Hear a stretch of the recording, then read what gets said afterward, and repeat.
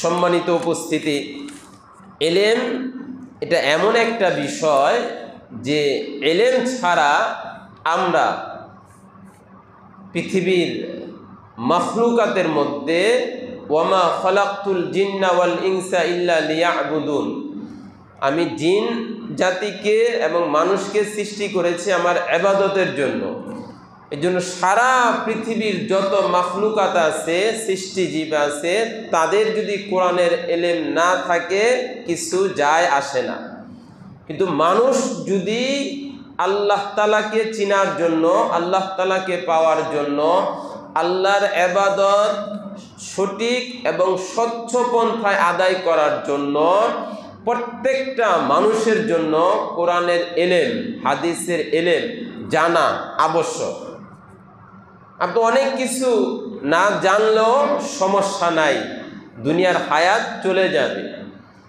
একটা মানুষ কিন্তু একই সাথে ডাক্তার, ব্যারিস্টার, ইঞ্জিনিয়ার, উকিল, এমপি, মন্ত্রী, প্রধানমন্ত্রী সব হয়, এটা নজির নাই, তাই না?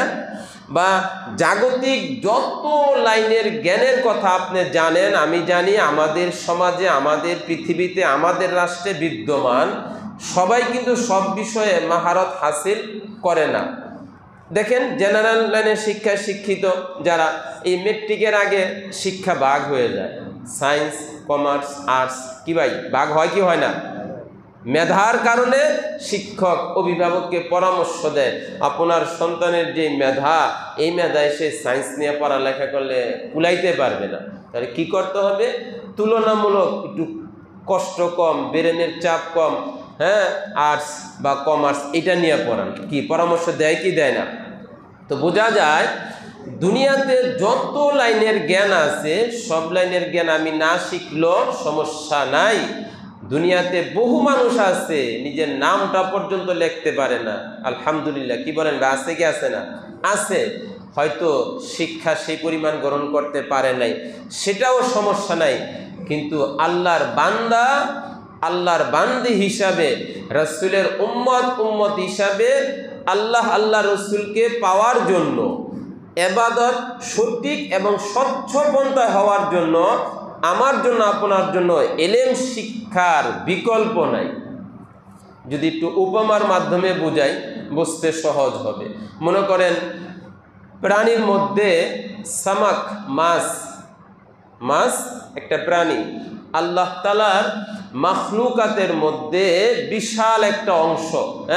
বিভিন্ন দেশে তো এই মৎস্য মন্ত্রণালয় স্বতন্ত্রভাবে করে, আমাদের দেশেও এই মাখলুকাত প্রাণীর মধ্যে আপনার মাছ সংক্রান্ত একটা স্বতন্ত্র মন্ত্রণালয় আছে। কারণ এটার মধ্যে আল্লাহ তাআলা সারা পৃথিবীর মানুষের রিজিক রাখছেন। কি রাখছেন? রিজিক রাখছেন।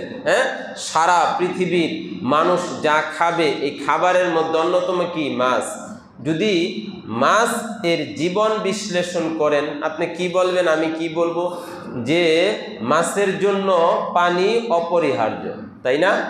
আপনি পানি ছাড়া এমন সুন্দর মসজিদ সাজাইয়া, আরো হাইফাই বিল্ডিং কইরা, মসজিদের চাইতে আরো দামি এসি লাগায় যদি সাগরের, নদীর মাছ যদি রাখেন, সে কি এখানে বাঁচবো না মরবো?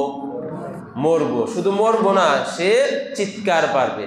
আল্লাহর কি কুদরত! প্রচন্ড শীতে ল্যাপ তোষক খেতা বালিশ না হইলে আমরা ঘুমাইতে পারি না, আর এই মাছ, ওর শীত নাই, গরম নাই, মনে হইতেছে এটার মধ্যে ওর প্রশান্তি। সুবহানাল্লাহ বলেন। তো মাছের জন্য পানি যেমন আবশ্যক, দুনিয়াতে বেঁচে থাকার জন্য মাছ যদি পানি না পায়, সে মারা যাবে ছটফট করে। এর চেয়ে তার বেশি কিছু না, তাই না?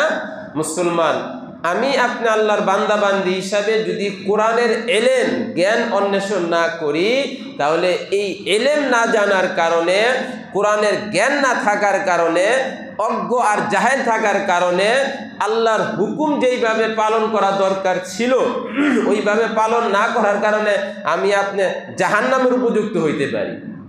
কি বলেন ভাই, পারি কি পারি না? মুসলমান মানি রাসূলের হাদিস, রাসূলে কারীম সাল্লাল্লাহু আলাইহি সাল্লাম বলেন, উম্মত কখন সন্তানকে শিক্ষা দিবা সেটা গত জুমায় বলছিলাম, চলে আসছে। মুরু আউলাদাকুম বিসসালাহ, তোমরা তোমাদের সন্তানদেরকে নামাজের আদেশ করো। আমি নবী মুহাম্মদুর রাসূলুল্লাহ বলতেছি, যখন তোমাদের সন্তানদের বয়স কত হয়? 7 বছর। যখন 10 বছর হয় নামাজ পড়ে না, হালকা পাতলা কি করো? প্রহার করো। তো বোঝা যায় 7 বছর থেকে যখন সন্তানকে আপনি নামাজের আদেশ করবেন, নামাজ মানি তার পূর্ব প্রস্তুতি আছে কি? অজু। অজু কাকে বলে? অজুর মধ্যে ফরজ কয়টি, অজুর মধ্যে সুন্নত কয়টি, মুস্তাহাব কয়টি, এগুলো বোঝাইতে হবে। আর এই বোঝানো শিখানো এগুলোর নামে কি? ইলম। এই জন্য মুহতারাম হাজিরিন, আমরা যেইভাবে বিশ্লেষণ করি, একজন মুসলমানের জন্য আপনার কোরআন হাদিসের শিক্ষার বিকল্প কোনো শিক্ষা হইতে পারে না। এই জন্য বর্তমান প্রেক্ষাপটে আলহামদুলিল্লাহ মুসলমান অভিভাবক যথেষ্ট তৎপর এবং জাগ্রত এবং সজাগ। যে বর্তমান প্রেক্ষাপটে আল্লাহ কোরআনে বলছেন, এই দুনিয়ার মধ্যে আপনার সম্পদ কি? আপনার সম্পদ আপনার সন্তান। এটা কোরআনের ভাষা। সন্তান আপনার সম্পদ। এছাড়া যা কিছু আছে ব্যাংকে কোটি কোটি টাকা, দম যাবে সব শেষ। হাজারো শতাংশ জায়গার মালিক, দম যাবে সব শেষ। আপনার দুনিয়ার মধ্যে মৌলিক সম্পদ হচ্ছে আপনার সন্তান। এই জন্য মুসলমান এখন জাগ্রত কোন হিসাবে? এখন সবাই এই সমাজের চিত্র অবলোকন করে এই কথাটা হারে হারে অনুধাবন করতেছে যে আমি দুনিয়ার থেকে চলে যাওয়ার পর আমার সন্তান এই দুনিয়াতে, এই সমাজে মানুষ হয়ে বাঁচতে পারবো কিনা, এটাই এখন মুসলমান অভিভাবকের অন্তরে হাজারো প্রশ্নের মধ্যে একটা প্রশ্ন। আমি পিতা চলে যাব, আমি মাতা চলে যাব, আমি চলে যাওয়ার পর আমার সন্তান এই দুনিয়াতে মানুষ হয়ে বাঁচতে পারবো না অমানুষ হয়ে বাঁচবে, এই চিন্তা এখন প্রত্যেকটা মুসলিম অভিভাবকের দেমাগে, মাথায়, মন মস্তিষ্কে ঘোরপাক খাচ্ছে। এই জন্যই মুসলমান অভিভাবক সুসিদ্ধান্তের মাধ্যমে, কুসিদ্ধান্ত না, কি সুসিদ্ধান্তের মাধ্যমে এখন সবাই গণহারে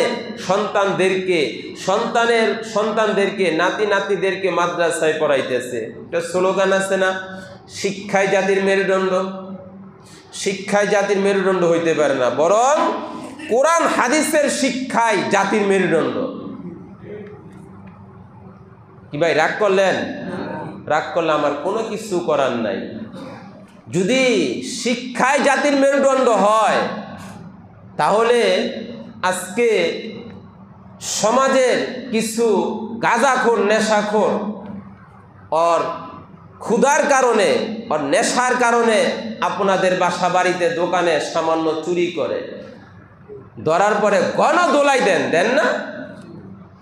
আজকে রাষ্ট্রীয় সম্পদ কলমের ইশারায়, কলমের খোঁচায় রাষ্ট্রের কোটি কোটি টাকা কারা খাইতেছে? আমার মতো আপনার মতো গণ্ডমূর্খ না, যারা ওই শিক্ষায় শিক্ষিত অর্জন করিয়া রাষ্ট্রীয় ক্ষমতার ওই পদে বসছে, তারা কলমের খোঁচায় কোটি কোটি টাকা খাইতেছে। যদি শিক্ষায় জাতির মেরুদণ্ড হয়, তাহলে ওই শিক্ষার দ্বারা সে রাষ্ট্রের কোটি কোটি টাকা খাইতে পারে না। সুতরাং কোরআন হাদিসের শিক্ষায় জাতির মৌলিক মেরুদণ্ড। ভাই কথা বুঝে আসছে? সুতরাং স্লোগান তালে তাল মিলাই দিলে চলবে না। আপনি মুসলমানের দৃষ্টিকোণ থেকে স্লোগান দিতে হবে কি, ধর্ম যার যার, উৎসব সবার। হাওয়ার সাথে তালে তাল মিলাইয়া স্লোগান দিলেন, ঈমান থাকবে না। কি থাকবে না? ঈমান থাকবে না। এই জন্য শিক্ষায় জাতির মেরুদণ্ড, এর মধ্যে এই কথাটা শতভাগ যোগ করতে হবে। কোরআন হাদিসের শিক্ষায় জাতির মেরুদণ্ড। কোরআন হাদিসের শিক্ষায় জাতিকে পথ দেখাতে পারে। আর কোরআন হাদিসের শিক্ষা যদি কেউ পরকালের ভয়, খোদার ভয়, কবরের ভয় অন্তরে বসাইতে পারে, আর ওই ব্যক্তিকে যদি রাষ্ট্রীয় ক্ষমতার যেই পদে বসান, জীবন যাবে, রাষ্ট্রের কোনো টাকা সে আত্মসাৎ করবে না।